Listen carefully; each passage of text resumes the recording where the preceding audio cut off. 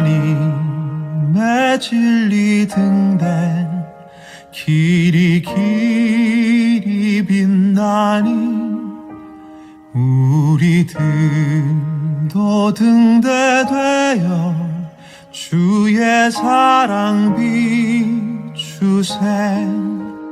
우리 작은 불을 켜서 험한 바다 비추세. 물에 빠져 헤매는 이 건져내어 살리세.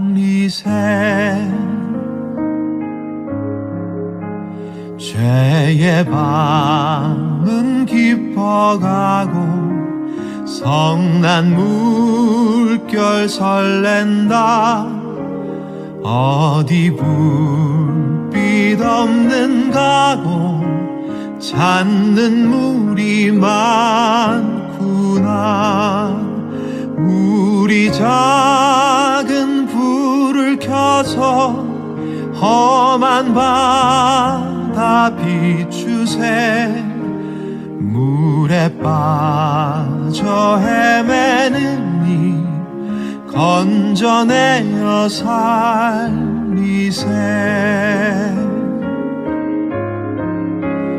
너의 등불도 두어라. 거친 바다 비춰라. 빛을 찾아 헤매는 이 생명선에 건져라. 우리 작은 불을 켜서 험한 바다 비추세. 물에 빠져 헤매는 이 건져내어 살리세.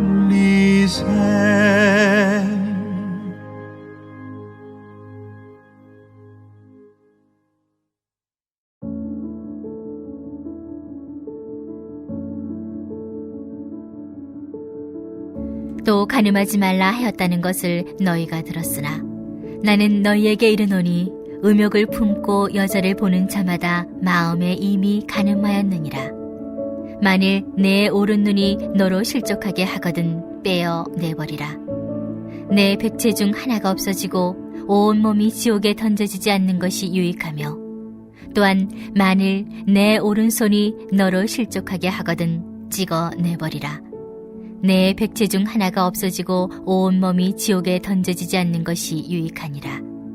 또 일렀으되 누구든지 아내를 버리려거든 이혼 증서를 줄 것이라 하였으나 나는 너희에게 이르노니 누구든지 음양한 이유 없이 아내를 버리면 이는 그로 간음하게 하며 또 누구든지 버림받은 여자에게 장가드는 자도 간음함이니라.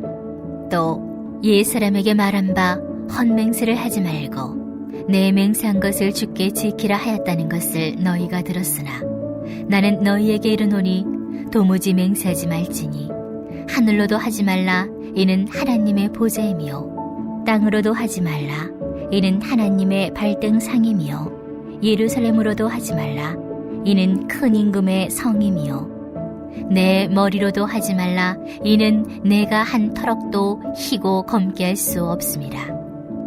오직 너희 말은 옳다 옳다 아니라 아니라 하라. 이에서 지나는 것은 악으로부터 나느니라. 아멘. 사랑하는 여러분, 평안하셨습니까? 날이 춥고 세상에 많은 것들이 얼어붙다 보니까 우리의 몸과 마음도 자꾸만 오그라드는 것 같지 않으십니까?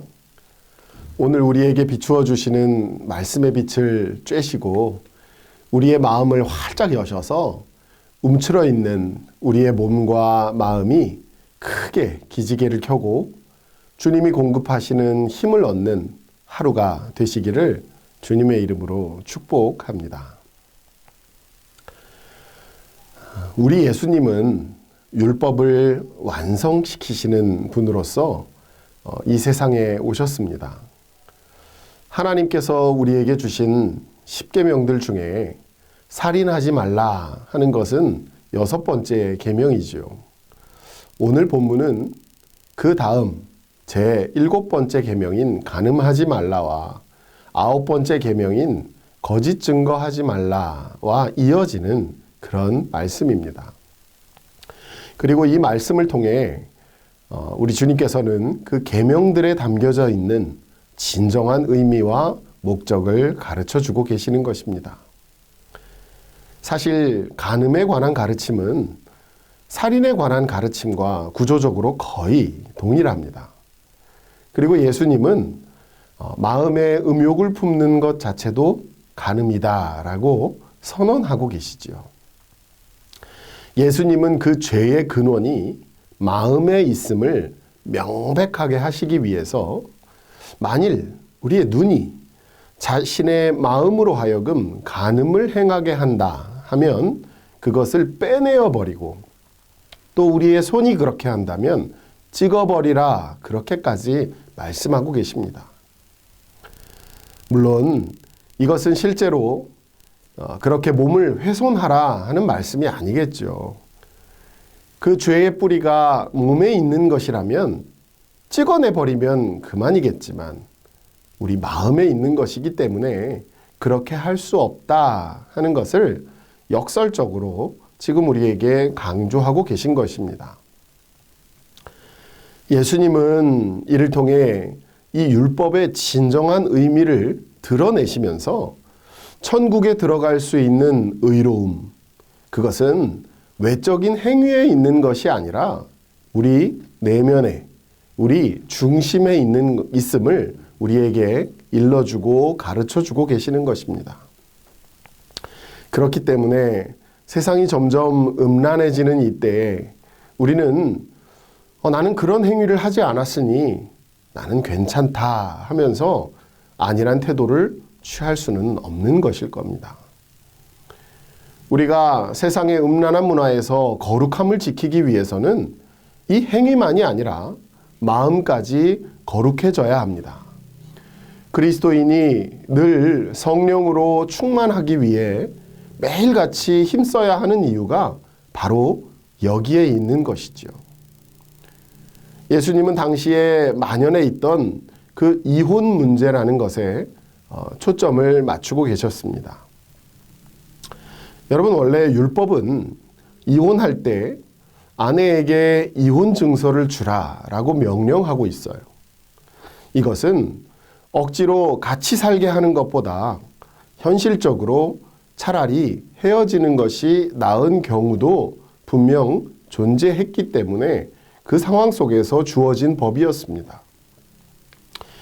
이혼으로 인해서 더 큰 피해를 보는 쪽은 아무래도 여자였죠.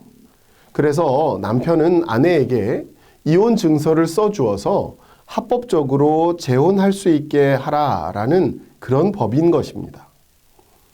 그런데 유대인들은 이를 왜곡했어요. 그래서 이혼 증서만 써주면 마음대로 아내를 버릴 수 있는 권리가 율법으로 보장되어 있다고 생각했던 것이죠. 이에 예수님은 음행의 경우 외에 이혼한다 하는 것은 곧 간음이라고 선언하시면서 당시 사람들로 하여금 경각심을 불러일으키신 것입니다. 예수님은 자신의 욕심을 위해서 율법을 이용하는 그 사람들의 그 내면에 있는 깊은 동기를 꿰뚫어 보신 것이죠. 율법은 선과 거룩함을 위한 것이지 내 이익이나 나의 욕심을 위한 것이 결코 아닙니다. 당시 랍비들은 맹세를 지키라 하는 이 계명을 해석하면서 무엇을 두고 맹세하느냐에 따라 지켜야 할 수준이 다르다고 해석했습니다. 그러나 맹세는 거짓말을 할 가능성 때문에 존재하는 것이죠. 전혀 거짓말을 하지 않는 사람이라면 굳이 맹세를 할 필요가 없는 것입니다. 그렇기에 예수님은 사람이 하늘이나 땅이나 자기 머리를 두고 맹세하는 것은 모두 분수에 맞지 않는 것이고, 그러니 예면 예, 아니오면 그냥 아니오라고 말하라고 말씀하시는 것입니다. 이것은 무엇을 말하는 것이냐면 우리의 말이 우리가 하는 말이 맹세가 필요 없도록 늘 진실하라는 명령인 것입니다. 여러분은 거짓말에 대해 어떻게 생각하시나요? 우리는 거짓말의 경중, 그런 것들을 따지면서 심각하지 않은 거짓말은 그렇게 크게 생각하지 않는 경향이 있죠. 뭐 그쯤이야 하고 말입니다. 그러나 여러분, 그리스도인의 말 한마디는 그 어떤 맹세보다 믿을 수 있는 보증 수표 같은 것이 되어야 합니다. 오늘날 우리는 하나님 앞에서 맺은 그 결혼 서약이 정말 헌신짝처럼 버려지고 간음과 거짓말이 난무하는 그런 혼탁한 세상을 살아가고 있습니다. 이러한 세상에서 그 세상을 살아가고 있는 우리 믿는 자들은 혼탁한 세상 속에서 빛 대신 예수 그리스도를 닮아서 이 세상과 분명한 차이를 드러내며 나타내야 하는 줄 믿습니다.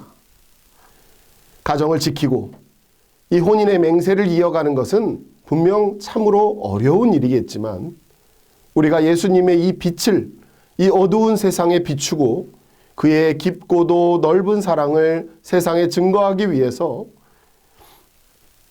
가정에 보다 충실하고 거룩하고 정말 순결하게 우리의 맡겨진 삶을 살아내는 저와 여러분이 되기를 주님의 이름으로 축복합니다. 교회와 신앙인들이 세상으로부터 신뢰를 잃어버린 이때에 오늘 제 안에 간절한 소망이 하나 있다면 세상으로부터 교회가 또 우리가 이런 말을 듣게 되는 것입니다. 아, 저들은 무심히 내뱉은 말 한마디도 맹세처럼 지키는 사람이구나. 사랑하는 여러분, 우리 이런 말을 들을 수 있도록 오늘 하루 전심전력하며 살아갈 수 있기를 간절히 소원합니다.